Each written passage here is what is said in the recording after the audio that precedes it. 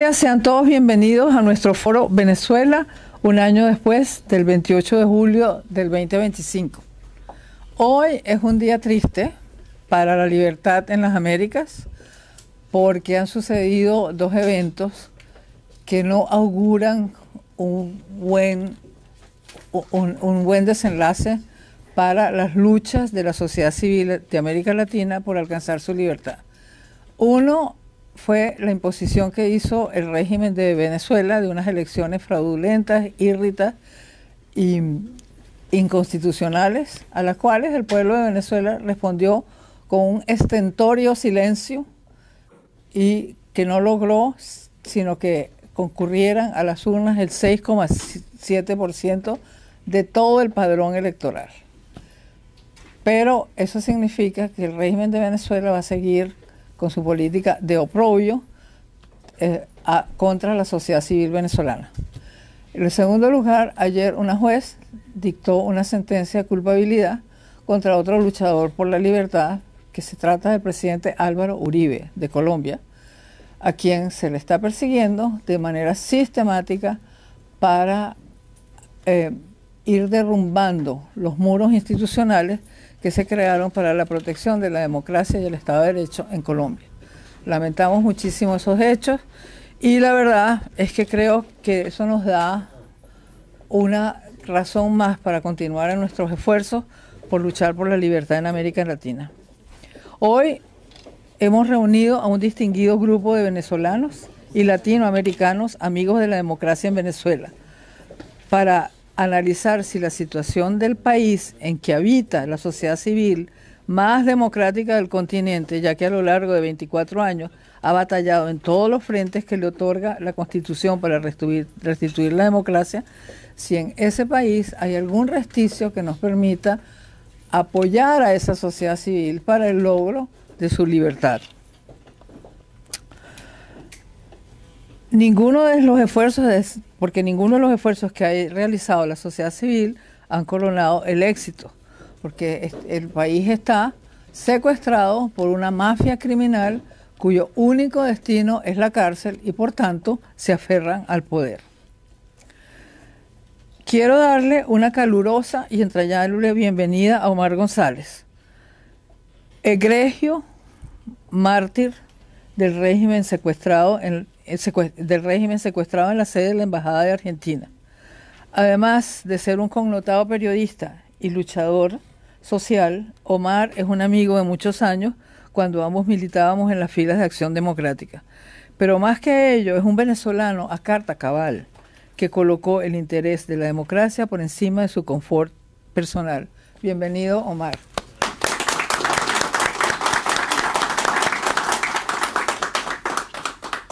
Para el Inter-American Institute for Democracy, la situación de Venezuela es motivo de honda pena y de constante escrutinio para determinar si en alguno de los contraataques de la sociedad civil al régimen se puede colaborar para que llegue a la meta del restablecimiento de la democracia.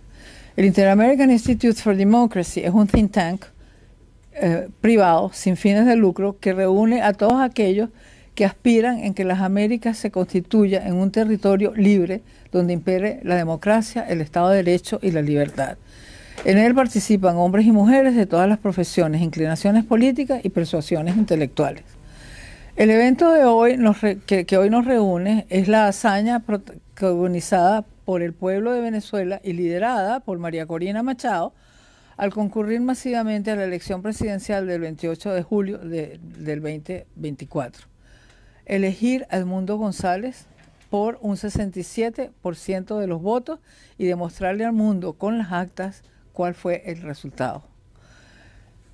El séquito de esa hazaña también la conocemos. El régimen desató una de las represiones más violentas de su infame historia, inicialmente contra todos los opositores que participaron en la movilización electoral y de una manera cívica, pacífica y organizada.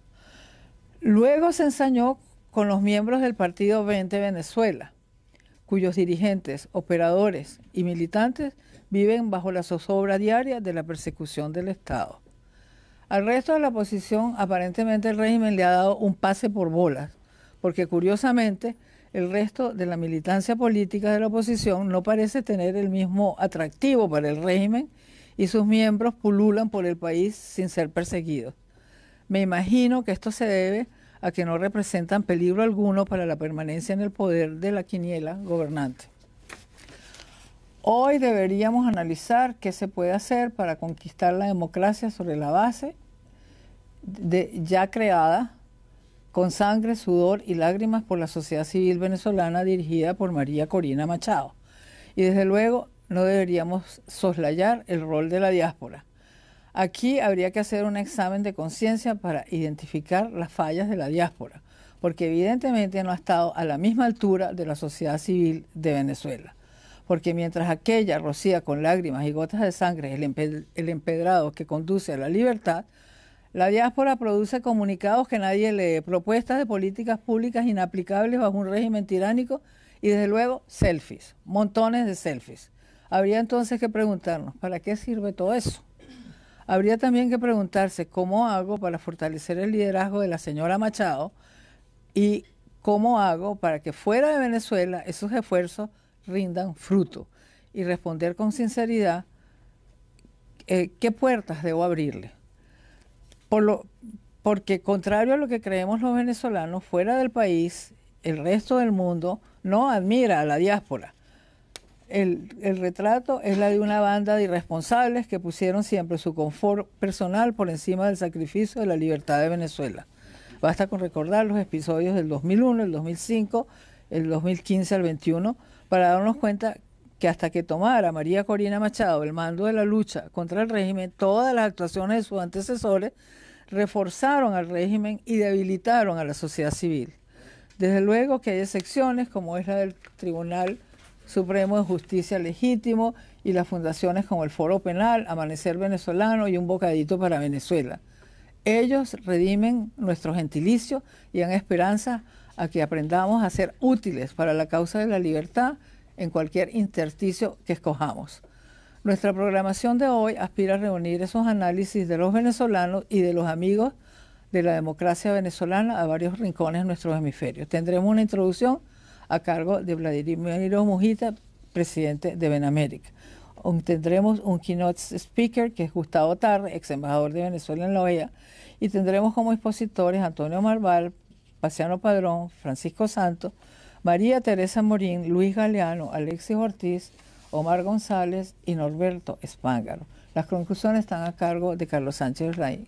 Agradecemos profundamente la iniciativa de Benamérica de realizar este foro que está siendo copatrocinado entre ellos y nosotros. Entonces, vamos a iniciar nuestro programa entonces con las palabras de introducción del presidente de Benamérica, el doctor Vladimiro Mujica, quien es profesor de química en la Universidad de Arizona. Su licenciatura fue obtenida en la UCB, o sea, en la Universidad Central de Venezuela, el doctorado en la Universidad de Uppsala en Suecia y ha sido investigador residente de la Universidad de Tel Aviv. Corresponde ahora el derecho de palabra para iniciar nuestro programa al doctor Vladimiro Mujica. Bienvenido, Vladimiro. Gracias, Beatriz, y gracias, Carlos Sánchez Berzaín, a nombre pues del Inter-American Institute for Democracy y la oportunidad que le han dado a Benamérica de organizar y participar conjuntamente en este evento. De la lista de valores y posiciones pues, del instituto, se deriva claramente que son dos organizaciones que tienen valores y espíritu muy similares, a pesar de que tenemos espacios distintos de actuación. En cuanto a lo que Benamérica y el instituto están dispuestos a hacer y están dispuestos a contribuir en este debate sobre la recuperación de la democracia y la libertad en Venezuela, y yo diría que no solamente en Venezuela, y eso es algo que muy seguramente va a aparecer en este evento, sino a todo lo que tiene que ver con los países en Latinoamérica donde esa democracia ha sido secuestrada, especialmente en los casos de países agredidos directamente por Cuba, el caso por supuesto, de Nicaragua y de Bolivia, Venezuela misma y Cuba. Es decir, son cuatro espacios que han sido objetos pues, de una especial agresión. Eh, Beatriz, no sé si me están escuchando porque veo aquí algo extraño en la pantalla. Está congelada ¿Están tu escuchando? imagen. Sí, ah, ok, perfecto. Bueno, entonces continúo. El evento de hoy, Venezuela a un año del 28 de julio, por supuesto que lo que acaba de señalar Beatriz, que es un día, en cierta forma, pues un día de tristeza, pero a su vez es un día de un enorme espíritu de lucha. Y es un espíritu de lucha que está directamente conectado con lo que ocurrió ese día. Ese día se logró demostrar por primera vez a través de un esfuerzo eh, político y técnico hecho prácticamente en secreto, se logró demostrar que el régimen había perdido las elecciones y se logró demostrar bajo el liderazgo de María Corina Machado y su equipo que Edmundo González Urrutia había arrasado en la elección. Ese hecho que ocurrió el 28 de julio, nosotros bajo ningún respecto podemos estar de acuerdo con quienes pretenden que se pueda pasar la página, sea el nuevo secretario general de la Organización de Estados Americanos, que lamentablemente asumió en términos muy distintos a lo de Luis Almagro y señalando que había que abrir espacios de conversación con el régimen venezolano, sea cualquier actor de la política venezolana.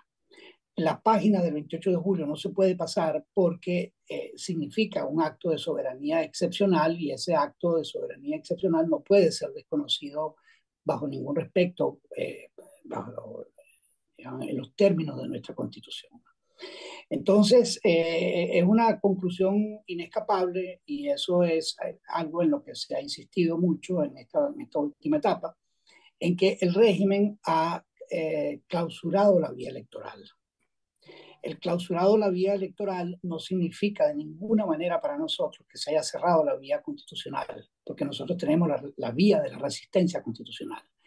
Y ese es el clarín, ese es el espacio con el que hay que irrumpir en este momento, porque ese espacio de resistencia constitucional es lo que puede permitir que se despejen nuevos caminos en Venezuela. Es decir, es cierto, hoy tenemos muchos motivos para estar preocupados, pero a su vez tenemos muchos motivos para reivindicar lo que se hizo ese 28 de julio. Y cuando uno ve no solamente lo que está ocurriendo en Venezuela, sino, por ejemplo, las últimas acciones de la administración del gobierno de los Estados Unidos en relación a decir explícitamente que el Cartel de los Soles es una organización criminal y en relación a señalar de manera inequívoca que Maduro no es el presidente constitucional de Venezuela, porque lo que ocurrió al violentar el espacio fue el elemento fundacional de la República, que es la voluntad del pueblo, son cosas que pueden traer muchas consecuencias y a eso se le añade todo lo que se ha estado señalando cada vez con más insistencia respecto al rol de Venezuela en contribuir a organizaciones terroristas internacionales y en alianza con otras organizaciones, incluidas lo que está detrás del régimen en el gobierno de Irán. Entonces, hay una circunstancia geopolítica que ha puesto en una situación muy difícil al régimen de Maduro. Entonces, ya para ir terminando, no puedo dejar de referirme a un tema que también tocó Beatriz, que es el rol de la diáspora. Para nosotros, en este momento, el rol fundamental de la diáspora es apoyar y establecer acciones que contribuyan a que el esfuerzo que se está haciendo en Venezuela bajo la dirección de María Corina y Edmundo se fortalezca. Ese es nuestro rol fundamental. Aparte de eso, nosotros tenemos otros roles que son muy importantes, que tienen que ver con la reconstrucción del país, que tienen que ver con el país que hay que articular después que se recupere la democracia. Pero en este momento la tarea fundamental es contribuir al ejercicio de desobediencia constitucional. Y todas las otras cosas que establezcan obstáculos a eso, nosotros lo tenemos que superar y actuar de una forma que realmente se corresponda a nuestro papel, o nuestro concepto de que los venezolanos somos un solo pueblo, un pueblo que actúa fuera de Venezuela y un pueblo que actúa en Venezuela. Y tenemos el deber de hacer eso. Y eso no significa que no nos ocupemos de los derechos humanos de los venezolanos, eso no significa que no nos ocupemos del debido proceso de los venezolanos en Estados Unidos, no significa nada de eso. Pero nada compite con nuestra responsabilidad fundamental, que es hacer lo que nos corresponda para contribuir, ayudar, tener todos los esfuerzos para salir del régimen de Maduro en Caracas. Entonces, bueno, yo con eso quería ya pues simplemente darle la bienvenida a nuestros ponentes y especialmente a Omar y por supuesto a Gustavo Tarre, que es el ponente central, pero también a los otros ponentes que están aquí con nosotros, y nuevamente agradecido al Inter-American Institute for Democracy a través de Beatriz y de Carlos Versailles. Gracias. Muchísimas gracias.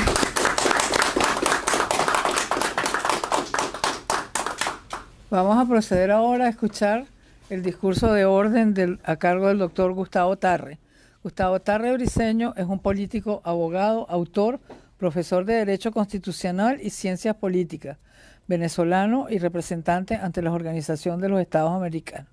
En sus tiempos libres debo decir que escribe unas fabulosas novelas de amor. Bienvenido, Gustavo. Muchas gracias, Beatriz. Empiezo por pedir disculpas porque mi computadora me indica que es incapaz de conectarse con la cámara. La cámara está incorporada a la computadora y yo como abogado no tengo ninguna posibilidad de remediar este entuerto. Consecuencia, me oyen pero no me ven. Quisiera, bueno, obviamente empezar agradeciendo a Beatriz Rangel su presentación, agradeciendo al Instituto Interamericano para la Democracia y a su presidente, mi amigo Carlos Sánchez Berzaín, a Benamérica y a su presidenta Vladimir Mujica, ambas organizaciones patrocinantes de este evento y que me hacen el honor de permitirme expresar mis opiniones sobre este año que ha transcurrido desde el triunfo de julio del año pasado. Quiero empezar por insistir mucho en la magnitud de la victoria. Es decir, 67-30, es decir, que el candidato de la democracia duplicó al candidato de la dictadura, sin que votara la diáspora, es decir, 4 millones de venezolanos, más o menos, electores que no pudieron sufragar, sin medios de comunicación tradicionales, ni prensa, ni radio, ni televisión, sin la logística propia de una campaña electoral en cuanto a movilización, transporte, afiches, vallas, etcétera, que estaban totalmente cerradas. Sin que la candidata escogida en las primarias, con un porcentaje altísimo de los votantes, pudiese participar. Sin que la sucesora que ella había escogido inicialmente tampoco hubiese podido registrarse como candidato. Y con todo esto, comparemos que Chávez en su mejor momento llegó al 56% de los votos, teniendo a su favor todo lo que nosotros tuvimos en contra ahora, más todo el dinero del Estado, más todo lo que vivimos en esa época, pudimos constatar, solo llegó al 56% en su mejor momento electoral. Y Edmundo González llega al 67% con todas las adversidades que hemos señalado. Y se elige entonces a Edmundo González Urrutia. Ahí yo quiero señalar algo que he dicho muchas veces: Edmundo es un milagro, porque uno podría suponer, bueno, Edmundo es un hombre sin experiencia política, un diplomático, pero sin experiencia de luchas electorales, sin experiencia política, con un porcentaje de conocimiento en el país muy, muy reducido, casi diríamos que inexistente, y y yo digo que es un milagro porque todo eso se transforma en una inmensa virtud. El mundo llega sin viejas rencillas, sin deudas pendientes, es una persona nueva y además con una característica excepcional que es su bonomía. Es decir, esa forma de ser de Edmundo González era una maravilla para lo que necesitaba la oposición. Yo me imaginaba todas las otras opciones que pudiera haber, hubiese tenido un montón de resistencia. El mundo no solo no obtuvo mayor resistencia, sino que se logró un traslado masivo de todos los votos que hubiesen sido para América Corina hacia él. Masivo en el sentido, yo creo que ahí no se perdió ningún voto y ahí estuvo el error de cálculo del gobierno. El gobierno el gobierno de Maduro pensó, bueno, este señor que nadie lo conoce, pues es un gentío que no va a ir a votar. y eso constituye, es un factor del elemento sorpresa, gracias al cual pudimos llegar a las elecciones. Un segundo factor que quiero resaltar de ese proceso es el aprovechamiento de la tecnología. Recuerden ustedes que todo el trabajo de la oposición se hacía en base a teléfonos celulares, a conexión satelital, a las redes sociales, a códigos QR, es decir, una incorporación de la tecnología moderna a una campaña electoral que se hizo al margen de de todo lo que ha sido la tradición en el mundo de las elecciones. Un año después, lo recordaba Beatriz, tuvimos unas elecciones municipales y en ese año que transcurrió hay gente que dice, bueno, ganamos pero no cobramos. Incluso hay una especie de mito que se ha tratado de generar, que cuando votamos nos va bien y cuando nos abstenemos nos va mal.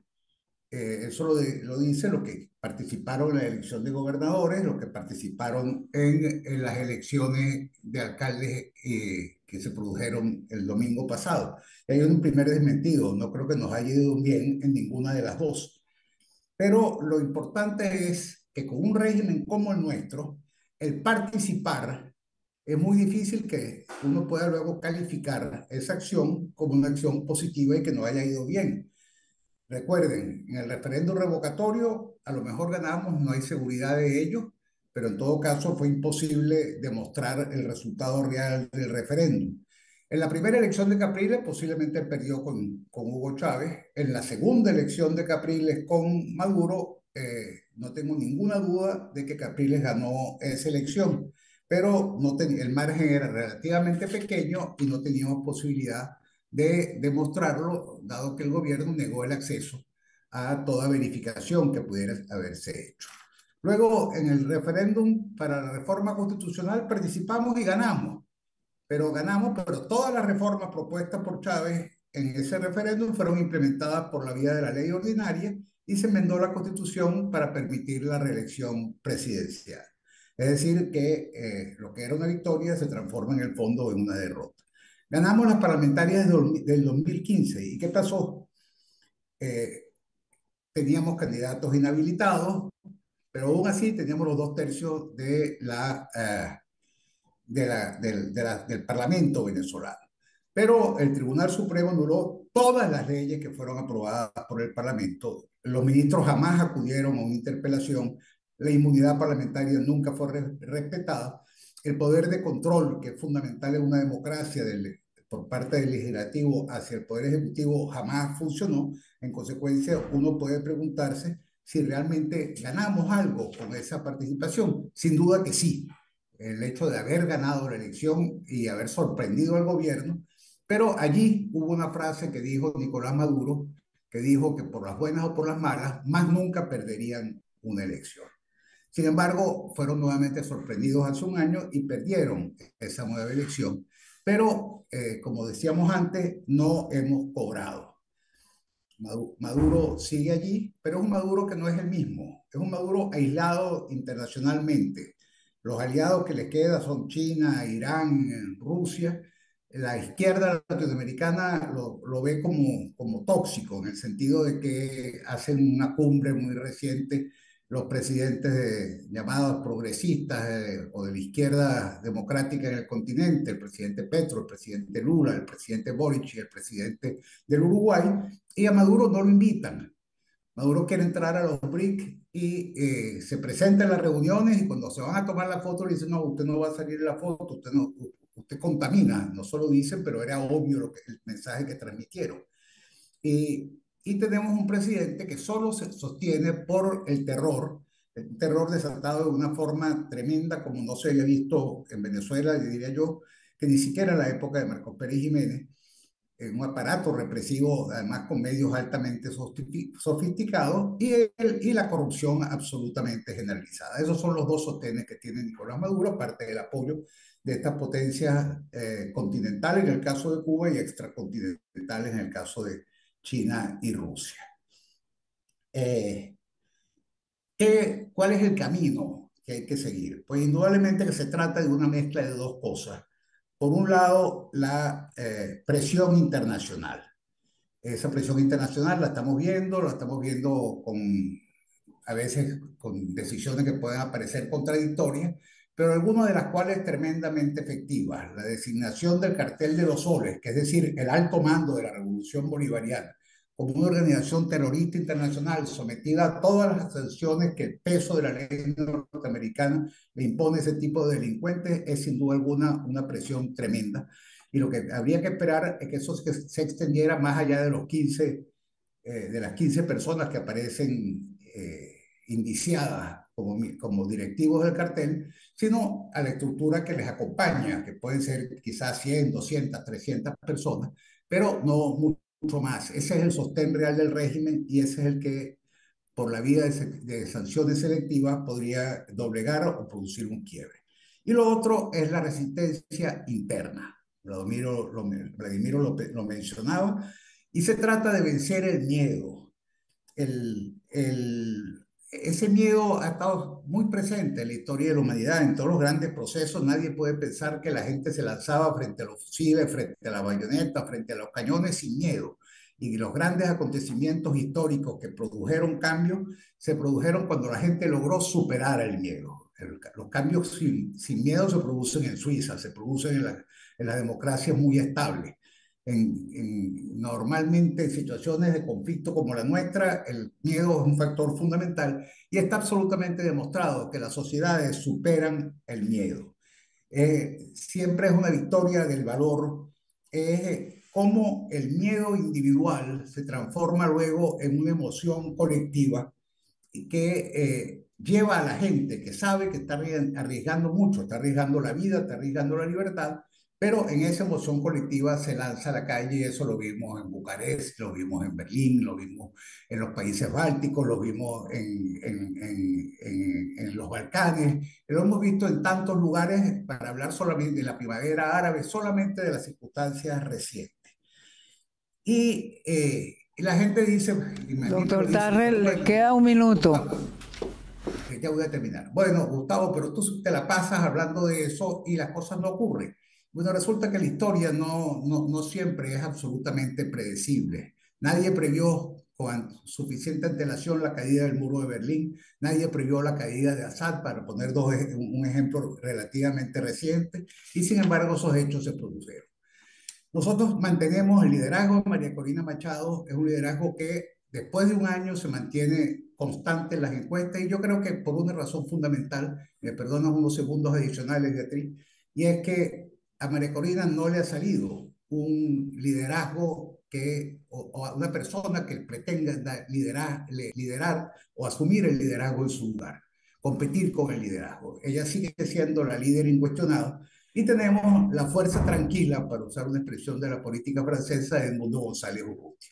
Yo creo que con estos dos personajes las perspectivas son muy buenas, y bueno, en el transcurso del debate, 10 minutos era un tiempo muy reducido para ir más allá, en el transcurso del debate vamos a poder explayarnos en algunas cosas y mencionar algunas que hemos omitido.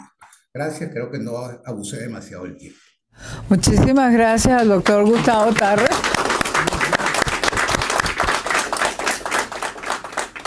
Por esta estupenda exposición magistral. Vamos ahora a pedirle al doctor Paciano Padrón, ex parlamentario, distinguido profesor de oratoria y expresidente de Benamérica, que comparta con nosotros sus reflexiones.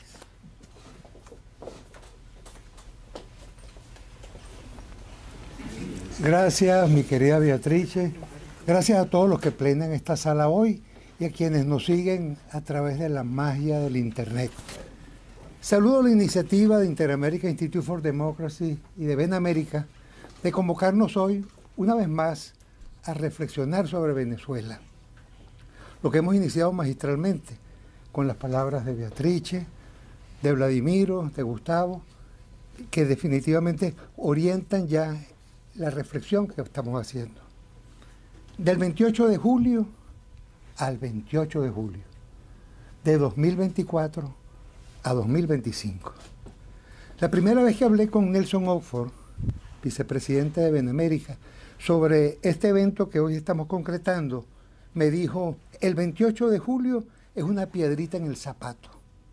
Yo me apresuré para decirle, en el zapato del gobierno, del régimen. Y me dijo él, también en el zapato de la oposición democrática. El régimen de Venezuela ha quedado al desnudo. Se robó el triunfo y arreció la persecución contra el pueblo opositor. La consecuencia, se incrementó la diáspora, creció el miedo y en muchos se borró la esperanza. Durante años la comunidad internacional, claramente dispuesta a no intervenir de manera directa en la tragedia venezolana, nos obligó a tomar la vía electoral, que sabíamos estaba minada. El triunfo del pueblo, de Edmundo González Urrutia y de María Corina Machado, es la piedrita en el zapato. Pocos países acompañan a Cuba y Nicaragua a proclamar a Maduro triunfador. El régimen está aislado, con inmensas contradicciones internas y conflictos militares. Pero todavía y por ahora, Maduro está en Miraflores, colgado de un frágil hilo que resiste aún los embates con ayuda del crimen internacional. Definitivamente bien organizado. Ante el rechazo todavía frío y expectante de la mayoría de la comunidad internacional, que entiende bien que Venezuela es un estado fallido, un narcorrégimen cuyo cártel de los soles ha sido declarado terrorista.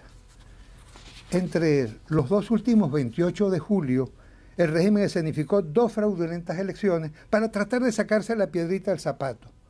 Las elecciones regionales y las municipales, caracterizadas por una inmensa abstención a la cual convocó María Corina y por un fraude sin vergüenza alguna, lo que incrementó el tamaño de la piedrita que les mortifica. En el otro zapato, en el de la oposición democrática, el robo del triunfo y la feroz arremetida del régimen contra el pueblo se ha convertido en otra piedrita.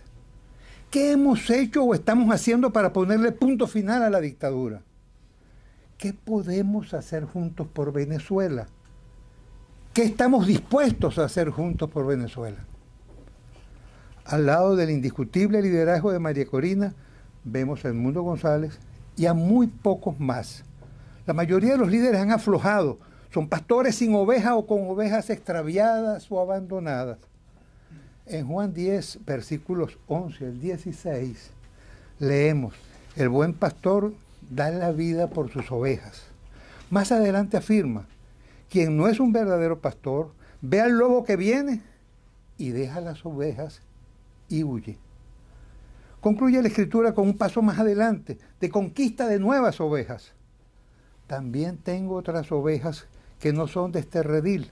Aquellas también me conviene traer y oirán mi voz, y habrá un rebaño y un pastor.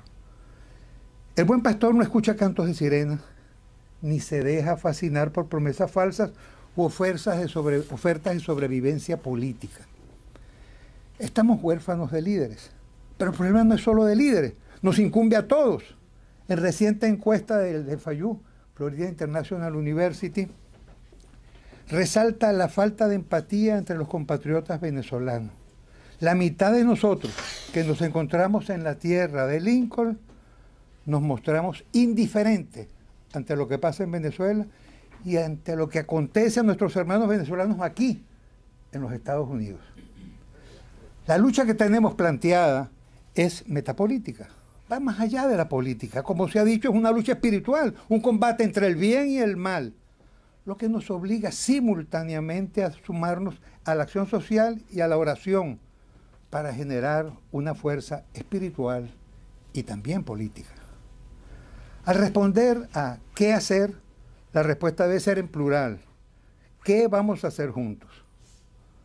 La de hoy es una buena fecha y esta, la del Inter-American Institute for Democracy, una buena sede, un buen escenario para dar pasos. Primero, convirtámonos en actores, ya no más pasivos observadores, que cada quien dé en la medida de su propia posibilidad. Segundo, organicémonos para resistir y atacar, bajo una misma conducción y con estructura flexible y adaptable a cada región o circunstancia. Tercero, hagámonos todos portadores de la buena nueva, embajadores de la idea libertaria para alcanzar la solidaridad internacional que requerimos y reclamamos. Cuarto, estructuremos una red de comunicación e información que nos permita derrotar la campaña desinformativa del continuismo criminal. Del 28 al 28 de julio han ocurrido cosas y han dejado de ocurrir otras que hoy nos obligan al balance, a relanzarnos porque de que salimos de esta, salimos. Y preparémonos para enfrentar la nueva trastada de Maduro ya puesta en marcha, la reforma constitucional ante la que no seremos indiferentes. Gloria al bravo pueblo. Ojalá alguien nos oiga.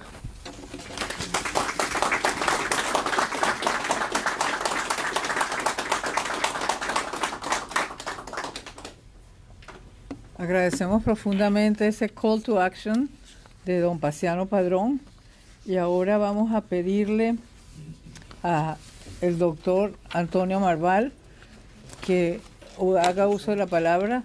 Antonio Marval es abogado especialista en Derecho Penal y Criminología. Fue profesor de la Universidad de Carabobo, comenzó su carrera en la política venezolana en 1996 cuando fue elegido director general de prisiones del Ministerio de Justicia. A Marval se le reconoce también porque fue parte del equipo fundador de Foro Penal, organización sin fines de lucro que ha dedicado todos sus años de existencia a la liberación de los presos políticos en Venezuela. Bienvenido, doctor Marval.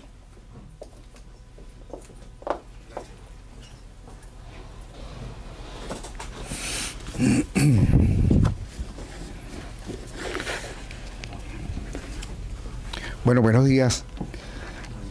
Primero agradecer al Instituto Interamericano de la Democracia por esta invitación, al igual que los amigos de Benamérica, quienes siempre han estado en la vanguardia de la lucha por la democracia de nuestro país. Un especial saludo a los panelistas que nos acompañan, a nuestros hermanos de Honduras, que están en una gran batalla electoral en este momento, nuestros hermanos venezolanos, señores y señores, todos. En el día de ayer, el Tribunal Supremo Legítimo de Venezuela, con el voto de toda la plenaria que integra dicho tribunal, emitimos un pronunciamiento justo por cumplirse un año en Venezuela y que coincide con el tema, el título del día de hoy, Venezuela, un año del 28 de julio. El comunicado resumo de la siguiente manera, lo titulamos la dignidad y el deber de justicia. Hace un año, el 28 de julio del 2024, el pueblo venezolano protagonizó una de las gestas cívicas más trascendentales de su historia. En medio de la persecución y la desesperanza, millones de venezolanos, de ciudadanos, se volcaron a las urnas con valentía en una jornada que no fue electoral, sino profundamente moral. Aquella fecha no fue una simple cita en el voto, fue un acto de resistencia colectiva. Cada sufragio emitido fue una declaración de amor a la patria, un grito silencioso por la libertad, la justicia, por la vida. Sin embargo, a esa esperanza pacífica el régimen respondió con brutalidad. Sabemos todo lo ocurrido del evento postelectoral donde lamentablemente la Fuerza Armada impuso la represión y que esa represión, quienes juraron ante Dios, ante la patria, proteger a la nación, ha sido utilizada como un instrumento para la cúpula corrupta. Desde entonces las detenciones arbitrarias, las torturas, las desapariciones se han multiplicado. ¿Cuántas víctimas después del evento electoral? Es una guerra sin nombre, sin nobleza. Los observadores internacionales, entre ellos el Centro Carter, confirmaron que lo que ya el pueblo sabía, lo que ocurrió en Venezuela fue una elección, una emboscada. No cumplió con los estándares internacionales, fue una traición cívica al derecho al sufragio. Por eso, hoy desde el Tribunal Supremo de Justicia Legítimo alzamos nuestra voz para denunciar que en Venezuela ha sido convertido en un Estado ocupado no solo por quienes usurpan el poder y a través de la violencia, sino también quienes, aunados con la ayuda de las potencias extranjeras como Rusia e Irán, operan en suelo venezolano con totalidad impunidad, instalando bases militares y redes de inteligencia al margen de la soberanía nacional. Reiteramos con claridad que el Tribunal Supremo de Justicia no representa partido alguno. Nuestro norte siempre ha sido la autonomía y la independencia. Lo que defendemos es el principio de libertad, el que motivó a millones de venezolanos a ejercer el voto, a marchar, a creer en la lucha pacífica y constitucional. La comunidad internacional juega un papel importante en este momento, especialmente a las democracias del continente. Le decimos con respeto y urgencia, no permanezcan indiferentes ante el sufrimiento de un pueblo que ha elegido el camino democrático con coraje. No se puede normalizar el horror, no se puede premiar la impunidad. Y dirigimos también nuestro mensaje a la Fuerza Armada para que restituyan el orden constitucional, cumplan con el deber, no con el régimen, ni con los intereses extranjeros, sino con el pueblo, con la ley, con la historia. Aún están a tiempo de ser parte de la solución y no de la represión. Nos dirigimos a los soldados, oficiales, jóvenes en ese comunicado, a la juventud militar, que qué lugar desean ocupar en la historia, el de que quienes traicionaron al pueblo o quienes defendieron su libertad. Hoy las armas de la República son usadas para proteger a las mafias, humillar al pueblo y no permiten que sean símbolos de honor para los venezolanos. No olvidemos a las madres que lloran el miedo sembrado como política de Estado. Desde el Tribunal Supremo reiteramos, en nombre de quienes creemos en la justicia y en la libertad, hacemos un último llamado a las democracias del hemisferio que no sean con su silencio cómplices de lo que ocurre en Venezuela, y a la historia que no tengan que juzgar a quienes, pudiendo actuar, callaron en ese momento. Venezuela puede renacer. Venezuela necesita de verdad, de democracia, de libertad, de apoyo y de justicia. Muchas gracias.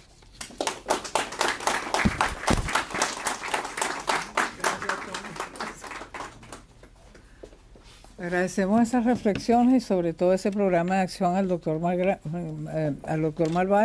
Y ahora le vamos a dar la palabra a uno de los más insignes luchadores por la causa de la libertad en Venezuela. Se trata de un colombiano que ha tenido posiciones de liderazgo en su país, ha sido vicepresidente de la República en compañía, la fórmula con el presidente Uribe, y además ha sido toda su vida un destacadísimo periodista que sigue denunciando todas las coartadas y todas las trampas que se le ponen en América Latina a la libertad.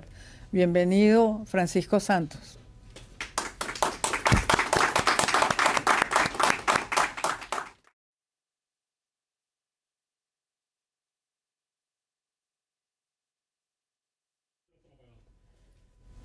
No se oye. Francisco, no te oímos. Ya. Lo primero es agradecerles esta invitación y hacerle un homenaje al presidente Uribe, ese hombre que salvó a Colombia y que hoy está condenado por un juicio político que se inició en la época de Chávez. El Pollo Carvajal, que está en Estados Unidos, debe saber cómo Chávez empezó a intervenir a través de Petro, de Iván Cepeda, de Piedad Córdoba en Colombia a finales de la década antepasada. Y se empezó toda esa gestión y creación de ese entorno que culmina con esta condena. Y por eso, si Maduro no cae, Colombia nunca va a estar segura y Colombia jamás va a poder ser libre. Lo del Catatumbo no es una cosa menor. No es un paso simplemente sencillo de que, venga, hacemos una zona binacional. El Catatumbo produce cerca de 13.000 millones de dólares en coca. Toda es producida, o sea, en Venezuela. De acá sacan la pasta de coca sin problema alguna a Venezuela. Allá la purifican, allá la transportan, allá se vende.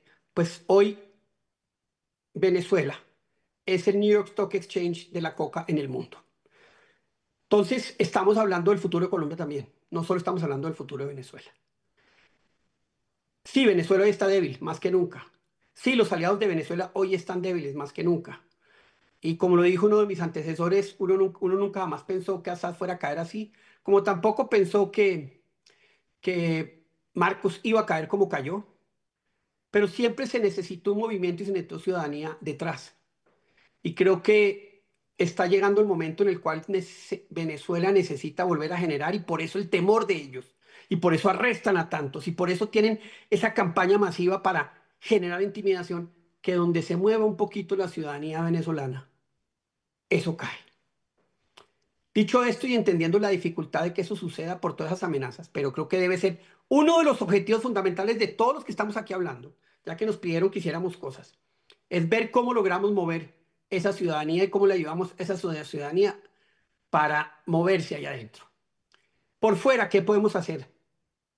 Primero, necesitamos que lo que Trump dijo en ese video, de que Venezuela es, es un peligro de seguridad nacional, lo volvamos un discurso gigante en Washington. Necesitamos una labor de lobby en el Congreso, necesitamos una labor de lobby en Fox TV, necesitamos una labor de lobby en Social Truth, necesitamos una labor de lobby en X, necesitamos una labor de lobby con influencers gringos, o sea, una cosa que sea muy poderosa para que el círculo cercanísimo de Trump entienda el problema de seguridad nacional que es Venezuela para Estados Unidos. No solo el tren de Aragua, no solo la coca, hay que hablar de Irán. Hay que hablar de la presencia de Irán en Venezuela. ¿Cómo es posible que yo no esté viendo en Washington letreros mire, esto es Isla Margarita con todas las vainas en iraní? ¿Cómo es posible que no estemos viendo en Washington eh, imágenes y videos de Hezbollah eh, utilizando o explotando las minas ilegales? ¿Cómo es posible? O sea, hoy en Colombia están llegando los drones iraníes por cuenta de Venezuela. ¿Y los tiene quién? El ELN. Todo eso es una narrativa que necesitamos que Washington la entienda porque estoy seguro que Trump en un momento dado va a actuar. Estoy totalmente seguro que en un momento dado la caída de Maduro es el low hanging fruit de Trump y en el momento que tenga alguna pequeña crisis es lo que va a hacer. Falta tiempo, pero necesitamos ayudarle. ¿Y qué necesitamos y cómo necesitamos ayudarle? Diciéndole, de usted dependemos. Diciéndole, nosotros lo respaldamos. ¿Cuántos demócratas de América Latina no respaldarían un tipo de gestión fuerte, dura en Venezuela que tumbe esa dictadura mafiosa? Millones y millones. Hay que decirle a los americanos que Latinoamérica, que gran parte de Latinoamérica está con ellos, si ayudan a que caiga esa dictadura. No hay que tenerle miedo. Como Reagan nunca le tuvo miedo a hacer lo que hizo para que cayera la dictadura comunista en Nicaragua. Necesitamos que se entienda que este momento, que la amenaza brutal de Venezuela a Colombia, a América Latina, que financia campañas, que inspira terror, que mete droga, que hace todo lo que, contando toda la historia real de lo que han hecho, si no cae, va a ser una Cuba en esteroides porque más temprano que tarde van a volver a revivir el petróleo y van a volver a ser millonarios y esa plata no va a ser para beneficiar a los venezolanos, sino para destruir América Latina. Entonces, hoy que cumplimos un año o ayer, esa gesta increíble, heroica de ustedes los venezolanos, ustedes son los héroes. Lo que hicieron ese 28 es increíble. En medio de las peores condiciones, crearon un hecho político que nunca se va a olvidar, que no debemos dejar olvidar. Pero hoy nos toca a todos. Entonces le queda un minuto. Hoy nos toca absolutamente a todos hacer todas esas gestiones más una más. Yo invito a todos los venezolanos en Estados Unidos, en todas partes del mundo, a hacer dos cositas.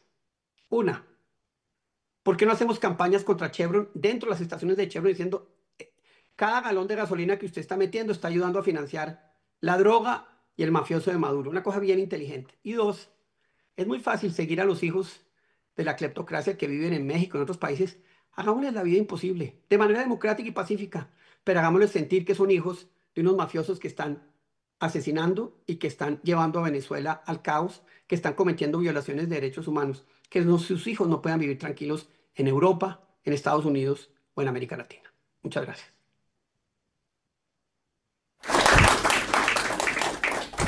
Gracias, doctor Santos. El doctor Santos es miembro de la Junta Directiva del Inter-American Institute for Democracy.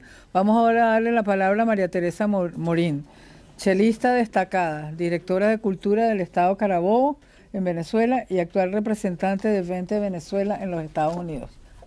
Bienvenida. Gracias.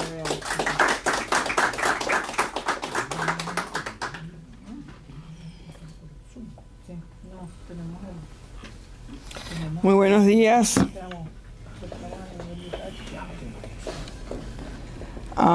Bueno, la verdad es que ayer fue un día de muchas emociones y sentimientos encontrados, ¿no?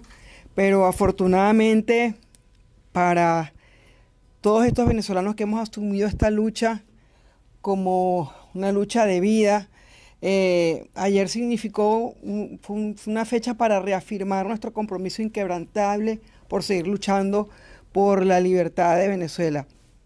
Y yo quisiera aprovechar este breve espacio que gentilmente el doctor Carlos Sánchez Berzaín y Beatrice Rangel y el Instituto Iberoamérica nos han ofrecido a este grupo de venezolanos ilustres para hablar de esta fecha tan significativa, que quiero aprovecharla para hacer un reconocimiento importante a todos nuestros compañeros, especialmente a María Corina y por supuesto a todo el equipo que la ha acompañado durante todos estos años en esta lucha por el regreso a la democracia a nuestro país.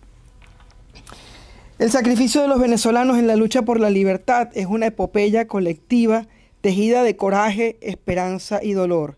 En el centro de esta resistencia se destaca el liderazgo valiente y constante de María Corina Machado, quien a pesar de la persecución y el aislamiento impuesto por el régimen, se mantiene firme en sus principios y en su compromiso con la verdad y la justicia. Su ejemplo ha inspirado a millones a no rendirse y a seguir luchando por una Venezuela libre y democrática. El sacrificio nacional se expresa en la vida cotidiana de quienes resisten las crisis, en familias separadas, jóvenes que han perdido su libertad o su vida y profesionales que han dejado todo atrás para sobrevivir o seguir luchando desde el exilio. Cada acto de valentía, grande o pequeño, es testimonio de una fe inquebrantable en el futuro de Venezuela. María Corina ha sido víctima de una estrategia sistemática de aislamiento por parte del régimen que ha intentado debilitar su entorno y sus aliados. Prueba de ello, nuestro compañero Omar González, quien estuvo durante 14 meses encerrado, secuestrado en la Embajada de Argentina, con francotiradores amenazándolos diariamente y psicológicamente, incluso hasta físicamente, a las personas que intentaban enviarles alimentos y medicinas a la embajada.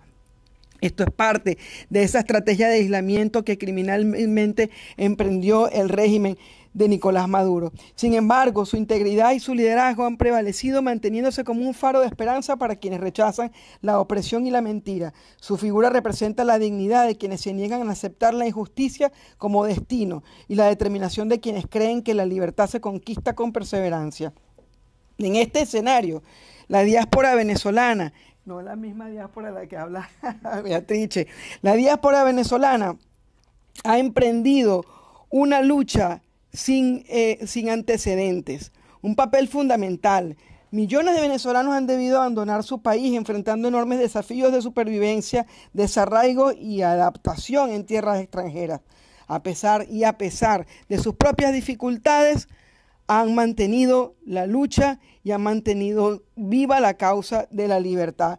Prueba de ello, muchos de ustedes que se encuentran aquí. Aquí está Edgar Simón Rodríguez, que es nuestro coordinador de organización, un abogado venezolano que tiene que hacer cualquier tipo de actividades, de aplicaciones y trabajos que usualmente no hubiera hecho en Venezuela para poder financiar desde su propio espacio la lucha por Venezuela. Igualmente Adelina Díaz, que está aquí, que también una ingeniero de la Universidad Católica con posgrado en la Universidad Metropolitana y también haciendo cualquier tipo de actividades y de trabajo aquí en Estados Unidos para mantener viva la lucha por Venezuela. En algunos años será recordada la lucha que ha hecho la diáspora venezolana como un ejemplo y un gran sacrificio, que es una lucha que ha sido financiada detrás de un volante, haciendo Uber, empujando un carrito de supermercado en cualquier supermercado aquí para llevarle comida a otras familias. Como me dijo un señor, un compañero que está en Colombia, dijo, cada vez que le hago una carrera a alguien haciendo Uber, digo, ¿cuándo me van a llevar a mí a mi casa? Eso es lo que hemos hecho los venezolanos en la diáspora. El régimen, por su parte, ha perdido apoyos internacionales clave. Países que antes le servían de respaldo, como Rusia, China y Cuba, enfrentan sus propios retos internos y han reducido su apoyo activo al régimen de Nicolás Maduro. Este aislamiento creciente, sumado a las medidas de presión adoptadas por la administración del presidente Donald Trump, han dejado al chavismo más vulnerable que nunca. Las sanciones y la presión diplomática y el cerco internacional han fortalecido la moral de quienes luchan por la libertad dentro y fuera de Venezuela. En este contexto, las farsas electorales han perdido toda legitimidad. Y ya nadie, ni dentro ni fuera del país, cree en estos procesos que solo sirven para adjudicar cuotas de poder a miembros de esa llamada oposición funcional, que es un término que ha acuñado el doctor Carlos Sánchez Berzaín y que yo se lo tomó prestado. Colaboradores del régimen que perpetúan la simulación democrática. La verdadera oposición, liderada por figuras como María Corina Machado, siguen denunciando y resistiendo estas maniobras, reafirmando su compromiso con una transición auténtica. El 28 pasado. Doctora, ¿cuánto me queda? ¿Te queda? A ver, todavía un minuto y medio para que no me regañen. El sacrificio de María Corina, de quienes resisten en Venezuela y de la diáspora que lucha del exterior, es un ejemplo de dignidad y coraje. Han demostrado que la libertad no se negocia ni se mendiga, sino que se conquista con integridad, perseverancia y unidad. Su lucha es una lección para el mundo sobre la importancia de la resistencia pacífica y la determinación de no claudicar ante la injusticia, aun cuando el camino sea largo y difícil. En la firmeza de María Corina Machado, en el sacrificio de todo un pueblo y en la voz incansable de la diáspora, se encuentra la esperanza y la certeza de que la libertad y la justicia prevalecerán en Venezuela. La historia recordará este tiempo no solo por el sufrimiento, sino por la grandeza de una nación que aún en la oscuridad eligió la esperanza y la dignidad. Y quiero terminar con una frase de Confucio que me gusta muchísimo, porque prefiero encender una vela en la oscuridad que seguir maldiciendo las tinieblas, y yo creo que el futuro de Venezuela está lleno de promesas que estamos a punto de alcanzar. Y como el doctor Paciano Padrón hizo una cita bíblica, voy a hacer una cita yo también. Mateo 24:13. Mas el que persevere hasta el final, este será salvo. Muchísimas gracias.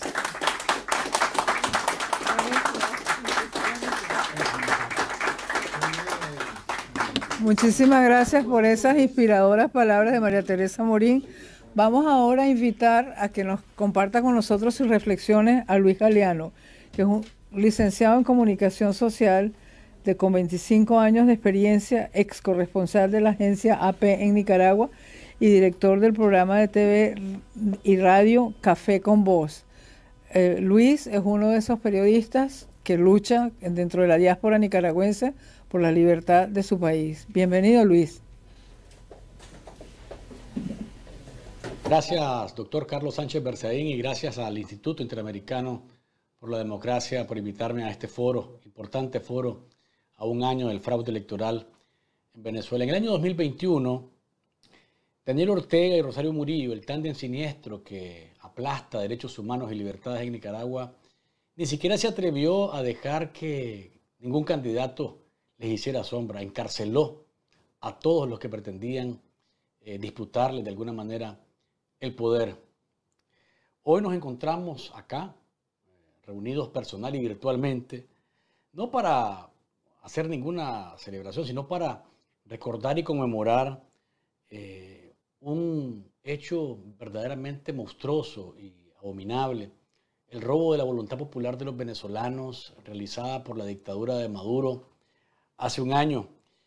Este foro marca o nos ayuda a recordar uno de los momentos más oscuros de la historia reciente de Venezuela, un fraude electoral que selló con cinismo la ruptura definitivamente entre el poder y la voluntad popular. Ese día, los venezolanos y los que luchamos por la democracia en América Latina y en el mundo, amanecimos con la esperanza en el corazón y con la dignidad en las manos, viendo que el pueblo venezolano quería cambiar el rumbo con su voto, con su elección, no solo votando, sino eligiendo de verdad. El pueblo venezolano salió a votar, como ha hecho a lo largo de décadas, incluso en medio de escasez, de las amenazas y de la persecución.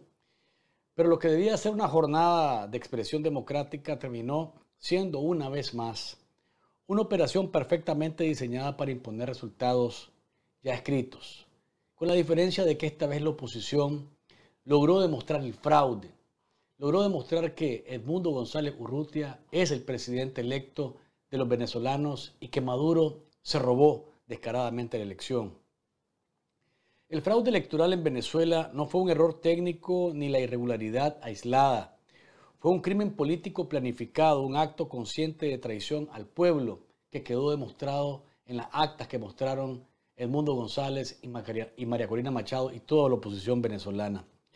Se manipularon cifras, se usaron recursos del Estado para favorecer al régimen, se inhabilitó a candidatos legítimos, se sembró miedo en los votantes, se destruyó la credibilidad del poder electoral, se apagaron las voces libres de los medios y se activó toda una maquinaria represiva para convertir una elección, una vez más, en una farsa. Y eso no puede ni debe normalizarse, porque eso es lo que buscan los tiranos en Venezuela, en Nicaragua, en Cuba, en Bolivia y en los países que los regímenes autoritarios están destruyendo las libertades. Un año del fraude y Venezuela sigue acumulando más dolor, más hambre, más presos políticos, más exiliados, más silencio, porque es la violencia y el autoritarismo el que imponen el silencio. Cada vez más se agranda la distancia entre la cúpula del poder, que es una mafia, y la realidad del pueblo que resiste en los barrios, en los campos y también en el exilio. Pero este foro significa que la resistencia, tanto en Venezuela como en los pueblos de América que están bajo las botas de la dictadura, estamos en resistencia. Estamos aquí para mantener viva la memoria, para exigir justicia y para recordarle al mundo que en Venezuela el fraude se impuso, pero que la lucha y la resistencia se mantienen, y que Venezuela, Cuba y Nicaragua, así como Bolivia, no se rinden, que aunque el fraude electoral quiso borrar la voz de la gente, esa voz sigue resonando con fuerza en cada rincón del país y del mundo, donde late un corazón del venezolano libre, del nicaragüense que aspira a su libertad, del cubano que aspira por su libertad. No hay fraude que dure para siempre, los tiranos deben estar clarísimos de eso. Los pueblos despiertan, los pueblos resisten, las dictaduras se quiebran por dentro y la verdad, aunque tarde, siempre encuentra un camino y la libertad, aunque tarde, siempre nos ilumina el rumbo para que nos encontremos con ella.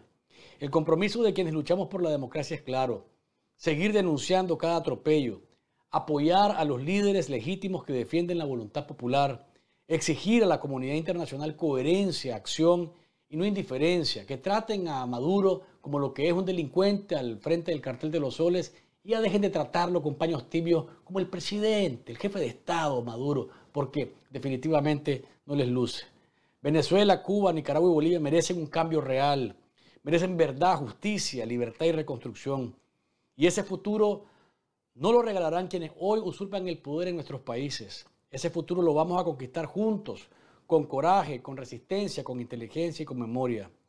A un año de ese fraude, repetimos con firmeza, en Venezuela, en Cuba, en Nicaragua y en Bolivia, la democracia no se rinde. Seguiremos luchando por ella con firmeza y con dignidad. Muchas gracias.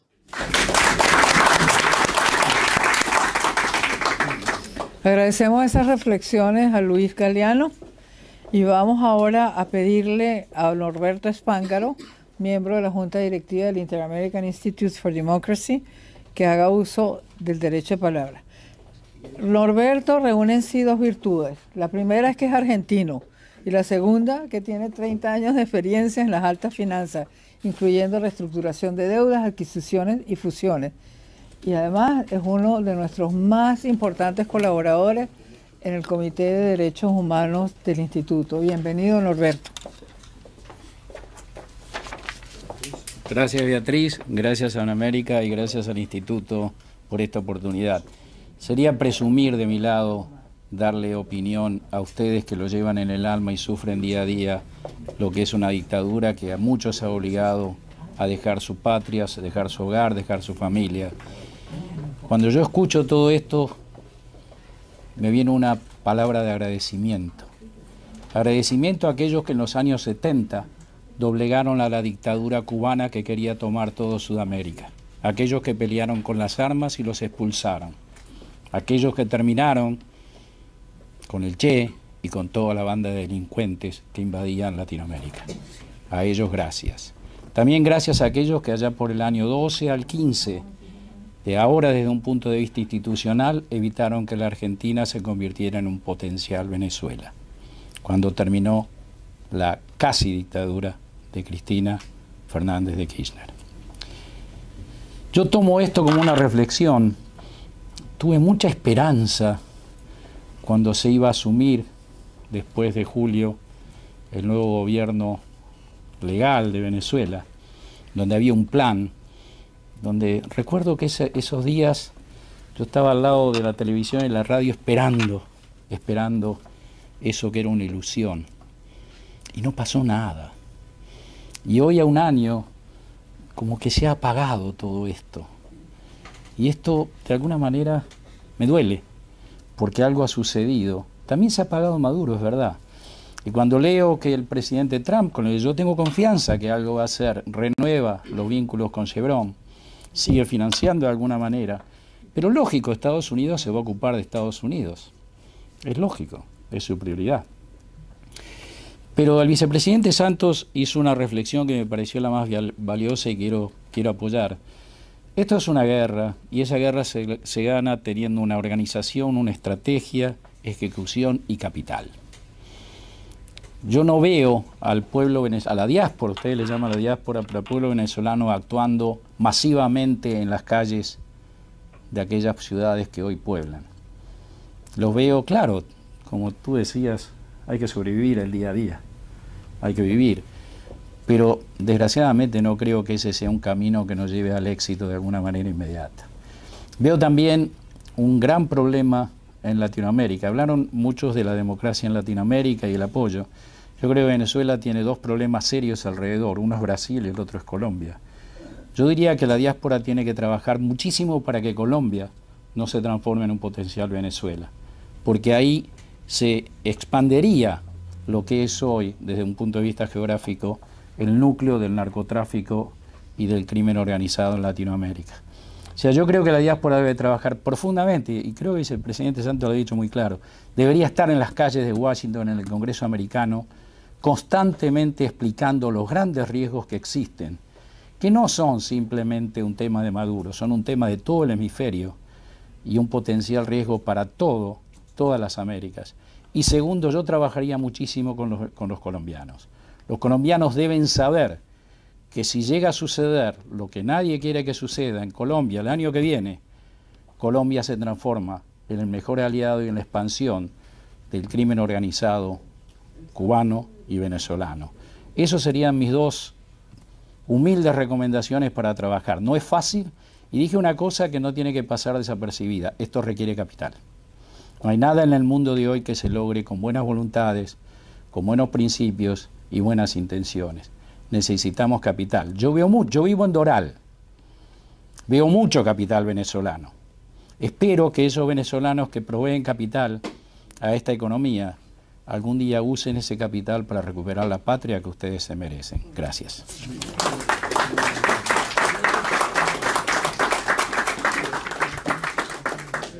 Agradecemos las reflexiones a Norberto Espángaro, miembro de nuestra Junta Directiva, y ahora vamos a pedirle a Alexis Ortiz, ex parlamentario, exalcalde y prolijo escritor de origen venezolano, residenciado en Miami, una de esas personas útiles que tenemos en la diáspora. Bienvenido. De origen y destino venezolano, ¿no? Bueno, muchísimas gracias al Instituto Interamericano por la Democracia, a Benamérica, por darme la oportunidad de participar en este panel con unos latinoamericanos tan distinguidos y de tanto abolengo intelectual. Fíjense ustedes, la situación en Venezuela en este momento es bastante laberíntica, gelatinosa, inasible. Debemos evitar la tentación de creer que nos la sabemos todas y que tenemos en las manos la solución del problema y que tenemos una autoridad moral genética para estar criticando a los que dirigen. Es un tiempo de humildad, es un tiempo de reflexión, es un tiempo de escuchar a los demás y es un tiempo de ser solidarios con los que dirigen la lucha allá donde se está bateando el cobre, allá donde hay que descubrir por dónde le entra el agua al coco. Esa es mi primera reflexión.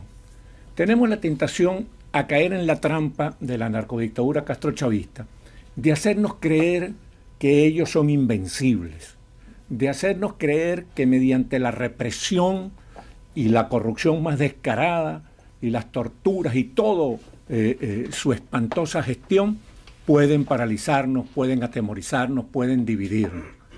La verdad es que ellos pueden causar la sensación de que tienen mucho poder, pero como aquí está mi hermano Norberto Espángaro, yo voy a tratar de caracterizar la situación en que están diciendo que la narcodictadura está cuesta abajo en su rodada. Esa es la verdad. ¿Entiendes? La verdad es que el apoyo internacional les ha mermado, la verdad es que han arruinado al país y ellos mismos arruinan cada vez más su capacidad de corromper y su capacidad de reprimir económicamente, quiero decir, y están en una situación en la cual la dictadura está a la intemperie, son una especie de zombies, unos muertos que caminan. Y ustedes tienen que recordar que nadie gana batallas después de muerto, que ellos tienen las horas contadas, que el único que ganó una batalla después de muerto fue el Cid Campeador, y eso fue porque lo amarraron al caballo. ¿Sí? Pero ellos no tienen un caballo en el cual amarrarse. Ellos están realmente en una situación desesperada. La presunta unidad de ellos está pegada con chicle. Entonces, esa fortaleza que exhiben es una fortaleza fantasiosa, es una fortaleza mentirosa, es una fortaleza que no nos puede conducir a nosotros al pesimismo, a la división, a caer en la trampa de creer que ellos son invencibles y a caer en la trampa de ponernos a pelear entre nosotros mismos. ¿Entiendes? Que ese es el objetivo que les queda. Porque ellos, ya sabemos, que son un hueso duro de roer, pero que podemos derrotarlos. Ya lo hemos derrotado otras veces y ya vendrá un tiempo que yo creo que es más temprano que tarde en el cual vamos a salir. Porque nosotros tenemos nuestra fortaleza. ¿Cuáles son las fortalezas nuestras? Bueno, la primera quedó demostrada el 28 de julio del año pasado y este domingo quedó demostrada de nuevo, que es que el pueblo venezolano, en una mayoría clamorosa y ultra desmesurada, está contra la dictadura. Que el pueblo venezolano no se rinde, que no es cierto, que no le podemos pedir a la gente que se martirice, que no podemos pedir a la gente que se inmole, pero la gente está dando demostraciones de que rechaza el régimen y la dio en este domingo, ¿no? Menos del 10% de la población apoyó esa elección fraudulenta, esa elección totalmente chimba, pues como se dice en criollo. Entonces nuestra primera fortaleza es esa presión popular que algunas veces no es vociferante, sino que es una presión del silencio, que también es una presión válida y que no podemos desestimar ni disminuir. Nuestra otra fortaleza es que nosotros tenemos en alguna medida y en algunos casos más y en algunos casos menos, tenemos el apoyo y el reconocimiento de los gobiernos más respetables del mundo, de las sociedades más democráticas del mundo. Y otra gran fortaleza, y quizás la principal que tenemos, es que nosotros tenemos el presidente legal de la República. El presidente legal de la República está con nosotros, es uno de nuestros líderes en este momento. Y tenemos algo que no habíamos tenido en estos 25 años. En estos 25 años tuvimos candidatos presidenciales y todos, por lealtad y por solidaridad, nos pusimos alrededor de esos candidatos presidenciales. Incluso con algunos de los candidatos nuestros me sentía muy incómodo porque, mire, yo no quiero ser arrogante, pero yo he escrito 25 libros, estoy escribiendo el número 26, y yo no estoy seguro de que ese candidato se haya leído 25 libros. ¿Sí? Entonces, sin embargo, uno tenía que estar detrás de él, porque era el candidato, y era el candidato de la oposición, y uno tenía que responder, pues no podía sabotear el trabajo y la estrategia de la oposición. Pero nunca habíamos tenido en estos 25 años un líder. Habíamos tenido candidatos, pero no habíamos tenido un líder.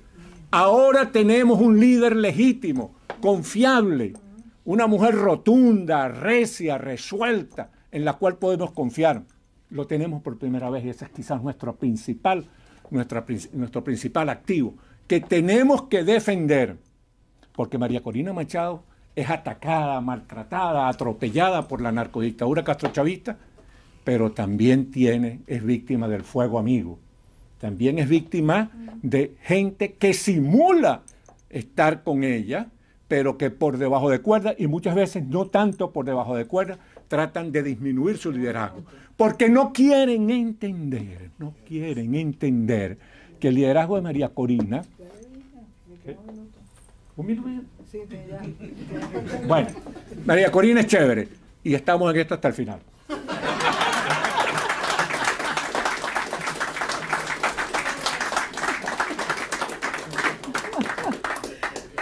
Bueno, y ahora, después de esas estupendas reflexiones de Alexis, que nos dio así como fuerza para seguir adelante con emoción y entusiasmo, le voy a pedir a Omar González, escritor, académico, periodista y dirigente político de Venezuela, que fue gobernador del estado Bolívar y cuenta con estudios de posgrado en CIESPAL, que haga uso del derecho de palabra. Entre las obras de Omar se destacan los documentos claves para la recuperación del Esequibo y un libro sensacional que se llama La Brujocracia.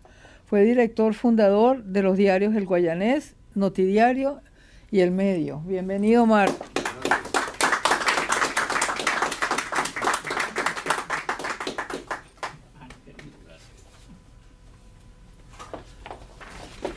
Bueno, muy buenos días. Muchísimas gracias al Instituto Interamericano para la Democracia, a Benamérica, y gracias a Beatriz Rangel por esa generosa presentación. A quien conocí cuando era ministra de la Secretaría, jefe del gabinete del extinto presidente Carlos Andrés Pérez. Y yo era gobernador del estado Bolívar, el estado más grande de la geografía venezolana. Y me hizo recordar lo que era esa Venezuela próspera, pujante, con todos sus efectos respetuosa de la soberanía popular y de las instituciones. Vengo de pasar un largo periodo de prisión en algo insólito, en un sitio donde creía que estaba seguro, en la Embajada de Argentina en Caracas, donde nos asilamos después que el fiscal de Maduro, en cadena de radio y televisión, anunciara orden de captura a quienes formamos el comando de campaña de Edmundo González Urrutia y de María Corina Machado. María Corina Machado, sin dudarlo, llamó al presidente Javier Milei, quien de inmediato nos dio asilo diplomático en su sede en Caracas. Allí estuvimos los primeros días atendidos por la representación del país gaucho, hasta que el dictador expulsó a la representación diplomática, le dio 72 horas para que abandonaran el país. Inmediatamente sometieron al secuestro acostumbrado a los trabajadores venezolanos con larga data al servicio de la representación diplomática en Argentina. Aún están presos, sin tener ninguna responsabilidad política, están presos. Así como está preso un gendarme que vino a saludar a su pareja y a su hijo en territorio venezolano, entrando por la aduana, con todos sus permisos, y aún está preso. Bueno, lo cierto del caso es que el comando de campaña, encabezado por Magalí Meda, que era el jefe del comando de campaña de Edmundo González Urrutia, presa en la sede diplomática. El jefe del comando de campaña de Maduro, su homólogo, que era Jorge Rodríguez, con todos los recursos del Estado, aviones, dinero, medios. Nos enfrentamos a las elecciones del 28 de julio, a esas elecciones con las reglas de la dictadura. Ya en ese momento estábamos solos, sin electricidad, sin agua, cercados por los 4 costados, 8 alcabalas para llegar a la sede diplomática. El vecino del lado, la embajada de Rusia, con toda su tecnología de seguridad y de espionaje. En el patio, en la parte de atrás, la embajada de Corea del Norte. Buenos vecinos. Y por el otro costado, la residencia de un familiar del padre de López, de Pérez Alfonso, que estaba ocupando su casa, una señora de más de 90 años, en una cama clínica, y la dictadura expropió la casa y sacó a esta señora, esto lo vimos con estos ojos, en la cama, y un pelotón al frente del cual está el verdugo de Maduro, el coronel Granco, instaló allí su pelotón, con francotiradores, con fusiles automáticos, equipados de mira telescópica. Te queda un minuto. Caramba. No había empezado. Bueno, lo cierto del caso es que me pareció prudente darles este recorrido, porque desde allí, ese día me acuerdo que me puse la franela de 20 Venezuela y dirigimos aquella campaña, aquellas horas en las cuales Edmundo González Urrutia sacó más de 7,5 millones de los 11 millones de electores que hubo, y Maduro dio un golpe de Estado y se robó las elecciones. De eso hace un año. Hoy estamos acá gracias al apoyo de países como Argentina y Estados Unidos, que hicieron un rescate espectacular en las narices de Diosdado Cabello, quien a todos los días pasaba frente a nosotros para revisar que estábamos allí, demostrando la vulnerabilidad que tienen esta sede, que era una de las más custodiadas por la dictadura, y todavía no saben cómo salimos. Cuando la gente conozca los detalles de esta fuga, verán que es una de las más espectaculares del mundo. Y aquí podemos decirle, para terminar, que veamos lo que nos sucedió recientemente en Irán. Que en esa operación, que muchos podrán decir que fue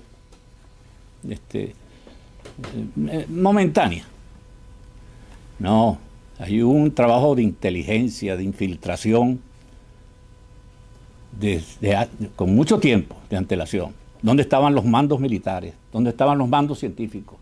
¿Dónde estaban los mandos políticos? Y en 12 días acabaron con toda aquella pesadilla que incluso amenazaba al mundo con bombas nucleares. La única diferencia con Venezuela es que allá no hay una oposición organizada. Allá no había la posibilidad de sacar un ayatolá, a lo mejor venía un ayatolá peor, o entraba la anarquía. En Venezuela hay un liderazgo consolidado, firme, inteligente, valiente, de María Corina Machado, y un país organizado. Yo soy el coordinador de Organización Nacional de 20 Venezuela. En las últimas 6 semanas desde aquí, desde Miami, hicimos reuniones con más de 10.000 líderes en las 24 entidades federales, y están listos para que en el momento en que María Corina Machado lo decida y la comunidad internacional nos apoye, salen a reclamar la libertad y el triunfo de Edmundo González Urrutia, legítimo presidente de Venezuela. Muchas gracias.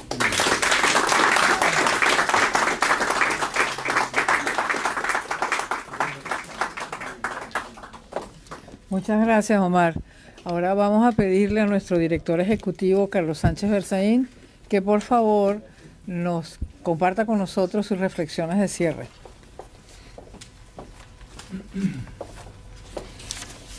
Empiezo agradeciendo a todos los participantes, a Benamérica, a los notables venezolanos que hoy día han hecho uso de la palabra, a los latinoamericanos, Argentina, Nicaragua, Colombia, que hoy día han venido a recordar en este foro lo que es Venezuela a un año del 28 de julio. O sea, las elecciones de Venezuela el 28 de julio del año 2024. Y quiero empezar haciendo una corrección, porque se ha dicho aquí que ese es un día triste. No, es el día de la victoria, es el día más importante de los venezolanos. Hay que empezar ganándole la narrativa al sistema criminal dictatorial que manipula eso desde hace 66 años en Cuba y durante todo este siglo en Venezuela, para recordarle que el 28 de julio del año 2024 fue el día de la derrota del crimen organizado, de la dictadura y del oprobio en Venezuela, y que para el pueblo venezolano debería ser nominado como el Día de la Libertad y la Democracia de Venezuela.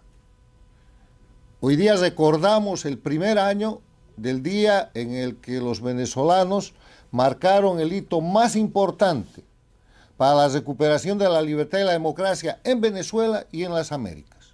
La derrota más importante al grupo criminal que se llama socialismo del siglo XXI y que lidera la dictadura de Cuba y que tiene en Venezuela su plataforma principal y que integra las dictaduras de Nicaragua y de Bolivia, que se haya podido realizar durante todo este siglo en el eje de confrontación del crimen organizado contra la libertad y la democracia. No acompaño el pesimismo, porque cuando uno gana algo, lo que tiene que hacer es lo que se ofreció al pueblo de Venezuela y a las Américas: vamos a ganar la elección y después vamos a cobrar. Aquí lo que está pendiente es cobrarle a los cobradores. Y el tema es que para eso se necesita un ajuste de estrategia.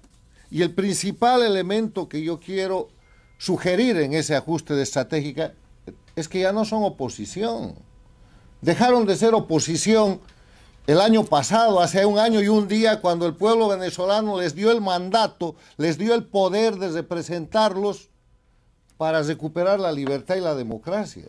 Son gobierno, son los representantes legales, constitucionales del pueblo de Venezuela, y lo inexplicable es que no lo ejerzan.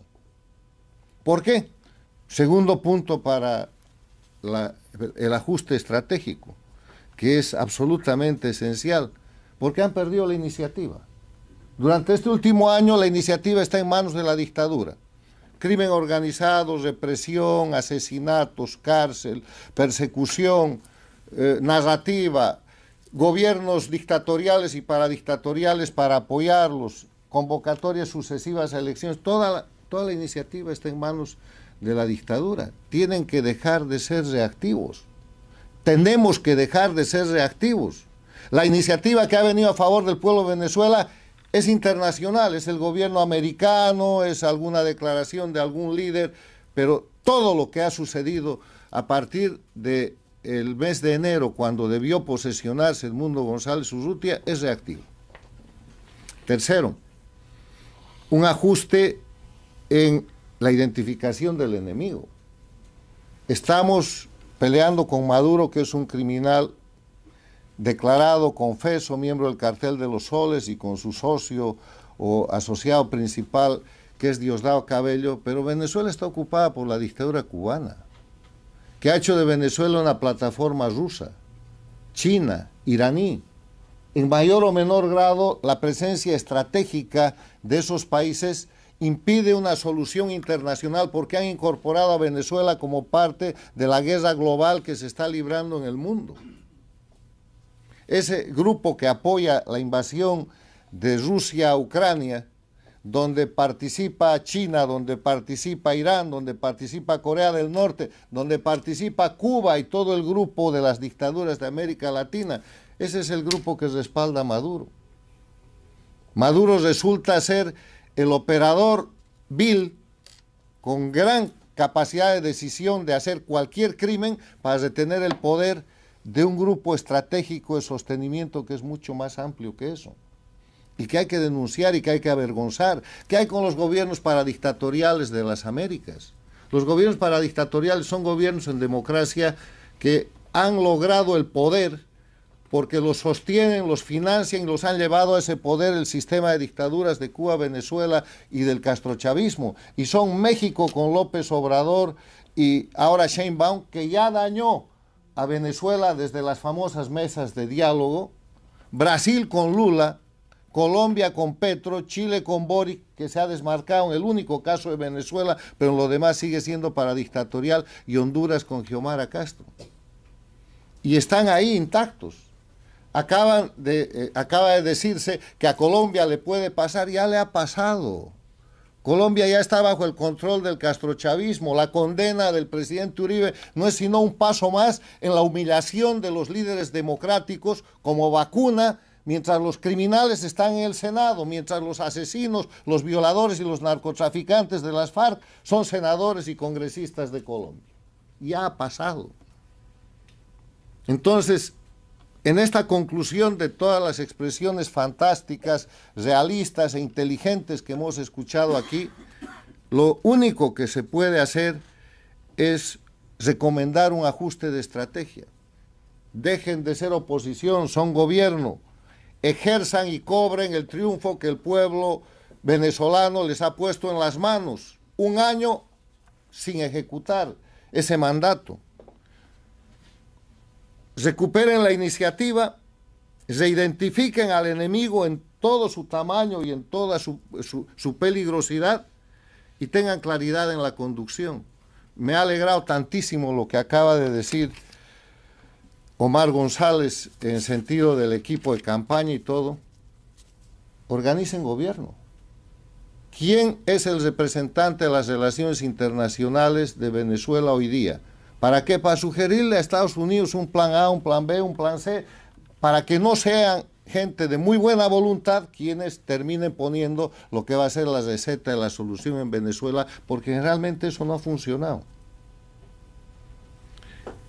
¿Quién es el encargado de trabajar sobre las Fuerzas Armadas de Venezuela para producir el esperado proceso de recuperación de la libertad dentro de las Fuerzas Armadas, para que ese alto porcentaje de militares que votaron el 28 de julio del año pasado y que le dijeron no a Maduro, empiece a ejercer en la recuperación de lo que es la democracia? Para eso se necesita acción política, coordinación. Y esta cosa del dinero, Venezuela tiene dinero, tiene todo el dinero del mundo, sigue siendo el país con las reservas petroleras más importantes del mundo. El gobierno legal de Venezuela, el gobierno constitucional, si algún momento se deciden a organizarlo, puede tomar créditos, puede tomar confianza, puede tomar avales, tiene todo el dinero del mundo que se lo tiene que quitar al crimen organizado que hoy día está controlando Venezuela. ¿Y cómo se lo quita?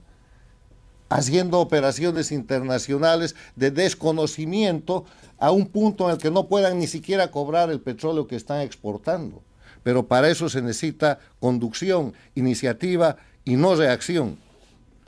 Cuando uno es oposición, y esta es una lección de la política inglesa, lo que hace el partido de oposición es organizar un gabinete en la sombra, un shadow cabinet, de manera que tiene funcionarios y tiene equipos que están marcando al gabinete del gobierno que está en ejercicio. Ustedes tienen que volverse un gobierno en ejercicio. Y cuando eso suceda van a ver cómo la recuperación de la libertad en Venezuela avanza muy rápidamente y se produce la recuperación de la libertad en las Américas, y la caída esa que estamos viendo de las dictaduras en la región se acelera y se concreta. ¿Qué es lo que tiene que pasar en el corto plazo si el liderazgo de Venezuela, que es indiscutible, que es extraordinario, que es valiente, maravilloso y todo, empieza a ejercer su obligación?